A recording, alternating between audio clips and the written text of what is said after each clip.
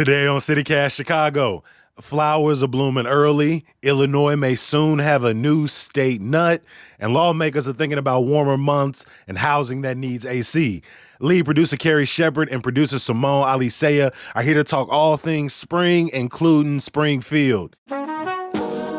It's Tuesday, March 28th. I'm Jacoby Cochran, and this is what Chicago's talking about.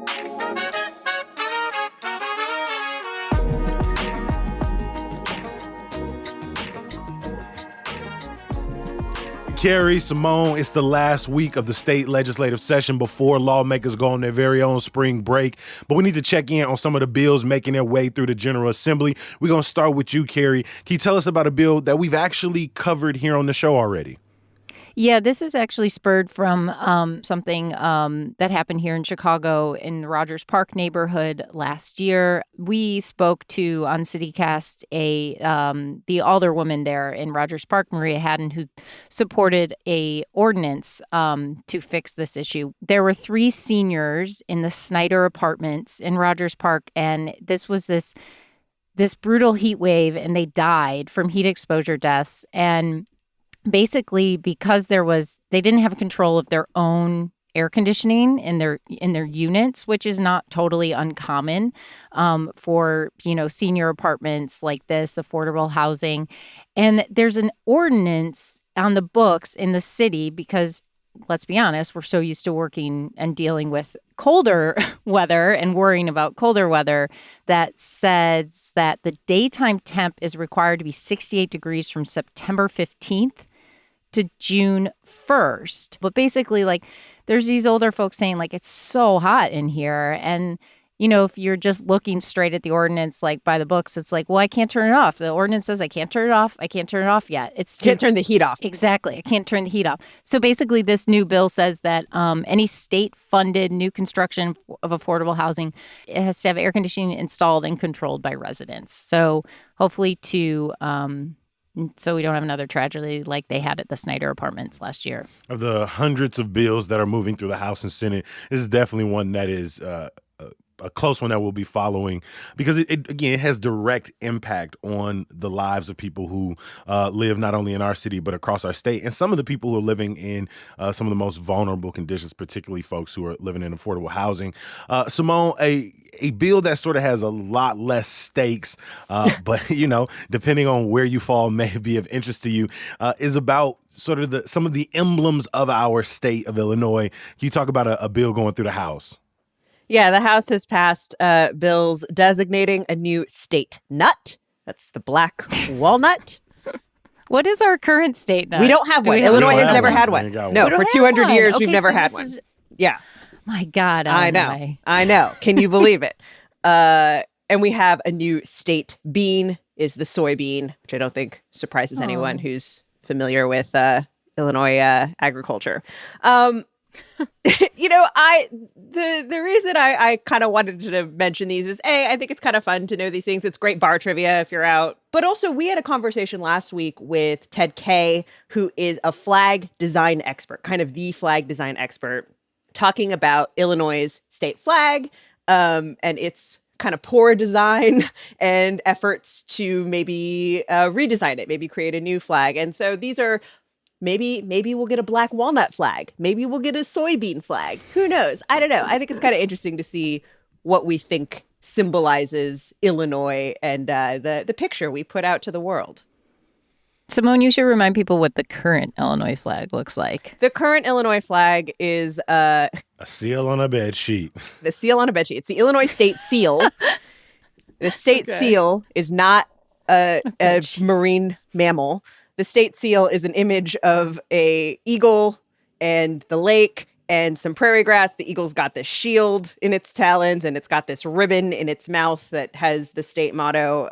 It's on a rock. It's both cartoonish and overly detailed at the same time. Yeah, At the same time. I don't think anybody would be surprised to know I don't carry a lot of state pride with me. So I don't really, these conversations, while again, I think they're interesting to see what do people think represent the state, but I don't care about state flags, But Jacoby, state trees, but what if we state had nuts, a cool state if beans, we had a cool state flag, songs, maybe state you mascots, would hold more state pride. mottos, state of the state, state of the union. I'm just saying. Maybe I would. I don't believe that If the art were flag better, was cool, if If the art were better, more people would be moving here and not moving away. People have died, and they down there talking about black walnuts and soybeans. To be fair, that's not all they're talking about. No, if they were. Lots of important stuff going on in Springfield. I'm just saying, look at the Chicago flag. Like, people fly the Chicago flag. They wear the Chicago flag. It's all over. And it's because the design is good. We said that a lot in the episode. And, I mean, I that is true. But, like, it's also not true. Let's just be real. Ain't no Chicago flag in my neighborhood on nothing. Nothing. You could go through the entire neighborhood. You won't see the flag one time. I bet you would on the stores on 53rd. Yeah. 53rd. Yeah. You think these 53rd Streets got the Chicago flag? Y'all need to come down here and stand on 53rd Street there, because no, they do not. No, they Not at the Silver Room or anything? All They right, definitely have Silver Chicago Room flag is- merch yeah, at the Silver Room. The Silver Room is 100% pretty. they do. All right. Put in the transition music or something.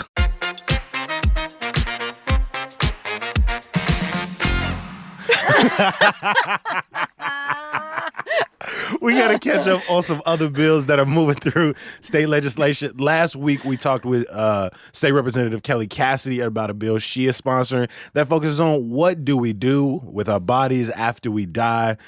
Simone, do we have an update on that bill? Yeah, so the so-called human composting bill has passed the House. So what that is, just as a reminder, is basically it's an option for Illinoisans when you die. You have the opportunity to turn your remains into soil, into compost. It's another burial method at option. So now that heads to the state Senate. So you may one day become soil at a soybean farm. Like, come on. Or Black Walnut Farm. I didn't know if they had. I didn't know if You can't sell it. You can't sell the soil, but you could plant a black walnut tree. Yeah. You know, of your own, if you so desired, and maybe some soybeans as well. I don't remember any of the other state fruits or vegetables. Simone, you talked to Representative Cassidy, and I really learned a lot in that, and something I wouldn't. I've heard about green burials, like a lot. That's kind of been a trend, sort of more eco-friendly burials. But just to understand, like really take it all the way through of that you could plant a tree in your family's home yard, like it. I thought it was actually quite beautiful to imagine, and I never thought about it. I have fallen down a list of Illinois state symbols, y'all. The state animal is the white-tailed deer. The state dance is square dancing, apparently. I petition we change that to footwork, and that's wild. I was going to say. The state exercise is cycling. Oh. The state flower is the violet. The violets are apparently pretty. there's a state fossil. We had a state fossil before we had a state bean. And the fruit, which is why I went to look it up eventually, is the Gold Rush apple. Oh. And don't we produce, I mean, this is not a fruit, but I think Illinois produces the most pumpkins of anyone. That's in the country. our I feel like state that's pie. a fact. That's our state pie, okay, the pumpkin pie. Pumpkin pie. There you go. Speaking of the pumpkins, after we did that episode about the flags, we actually got, somebody sent us, they texted us a flag of their own that they designed. And it's really, really, really cool. What a nice little explanation. It's really cool. Yeah, it's really thoughtful. So this is Haley from Roscoe Village sent us. It's we're going to post a picture of this along with her explanation in today's newsletter. So make sure you're subscribed to that at chicago.citycast.fm.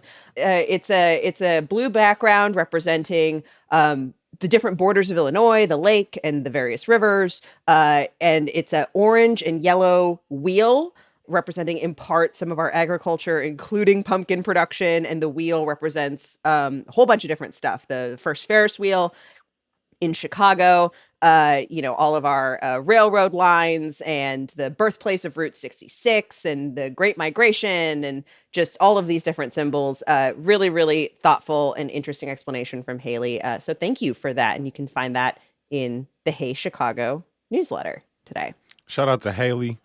We will drop links to other bills that are moving through our state legislature. There you can read about a bill that talks about the future of book banning in publicly sponsored libraries, gendered bathrooms, and also a plan to make kindergarten more accessible to families across Illinois. Sessions will be back from spring break April 18th and goes until May 19th.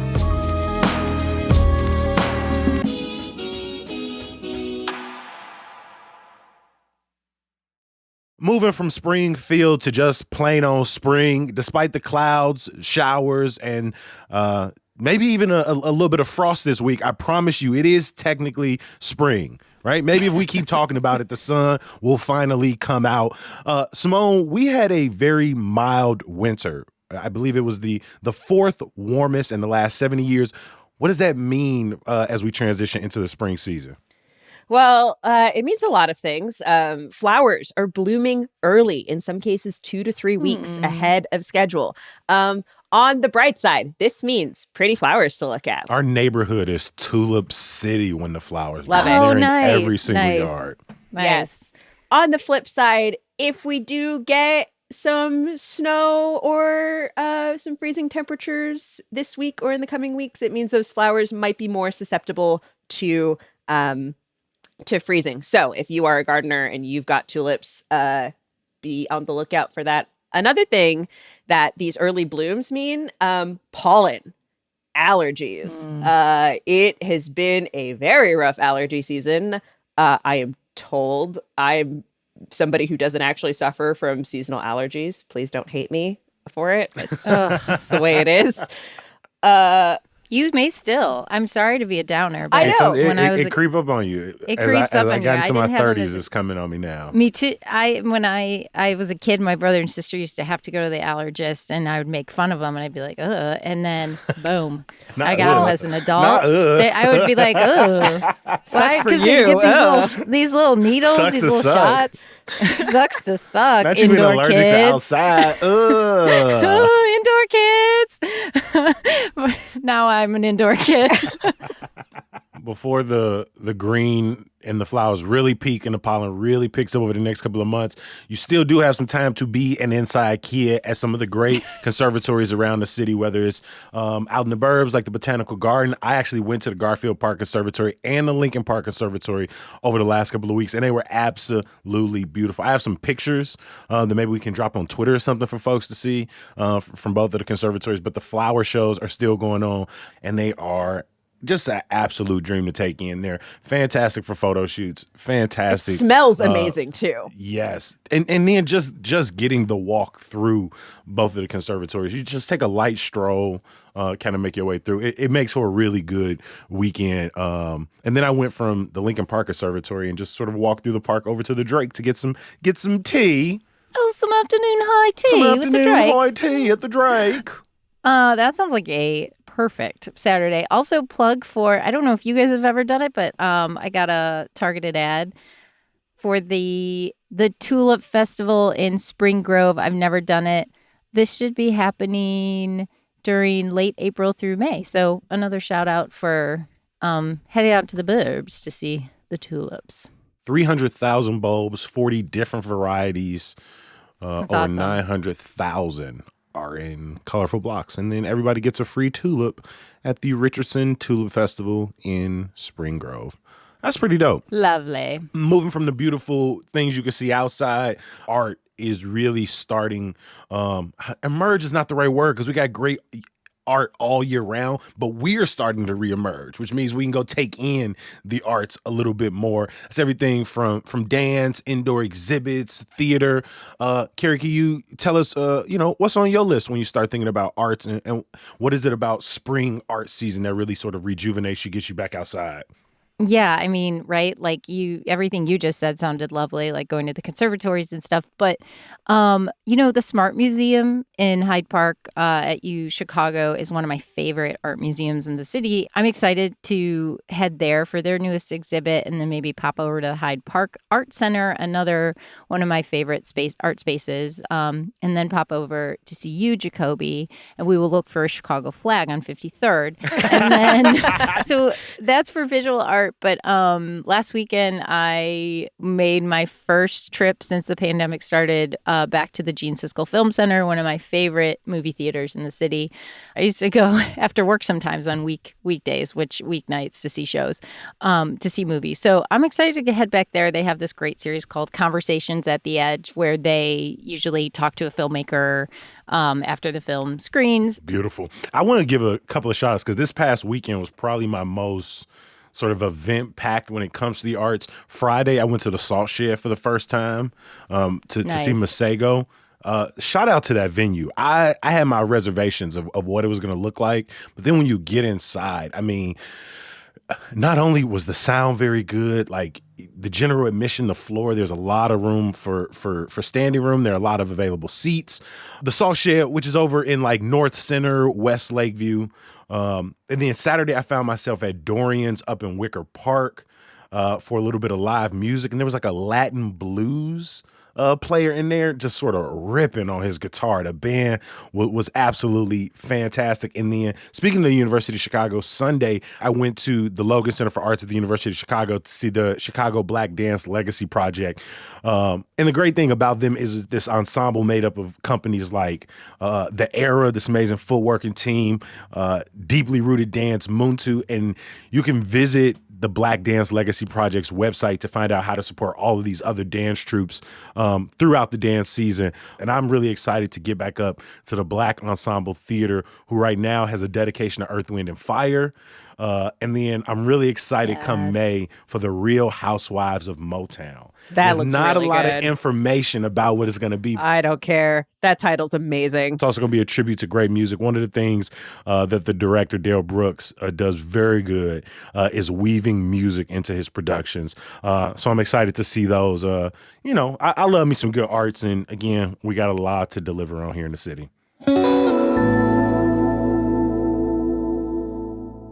One last spring thing before we let you out of here. Opening day is this week. Later this week, we're going to be talking about Old Comiskey Park, which opened in the early 1900s and ran through 1991, the year of my birth.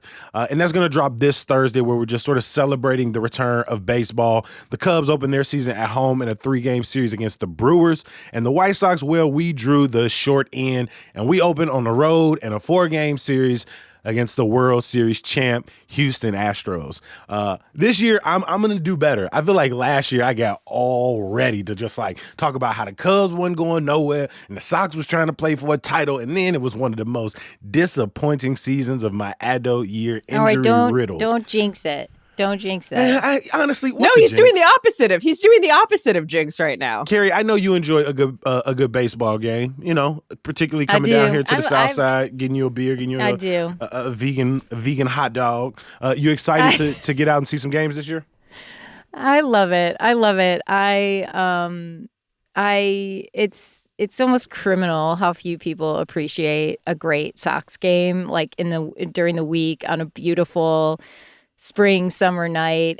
I love it. And I like going to Wrigley too. I'm not going to lie. It looks very different than it used to look. I went a couple times last year. I'm not even finna front. Yeah. I actually am one of those people who enjoys watching baseball. I think it's fun. And I love sitting at a baseball game. Nothing to complain about on a beautiful day at a baseball game.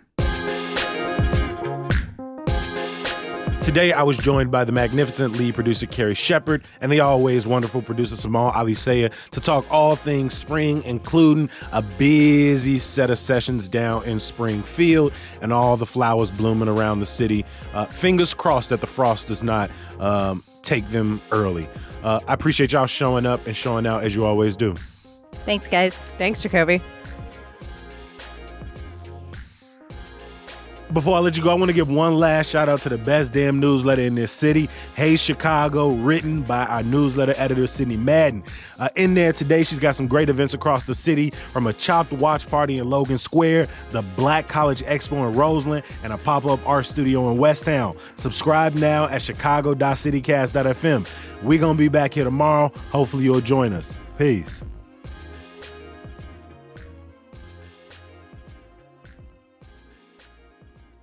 Is it Conversations on the Edge? Hold on. Carrie fact checks, man. At the Edge? I think it's At the Edge. Prepositions are always the worst. Always the worst part of fact checking.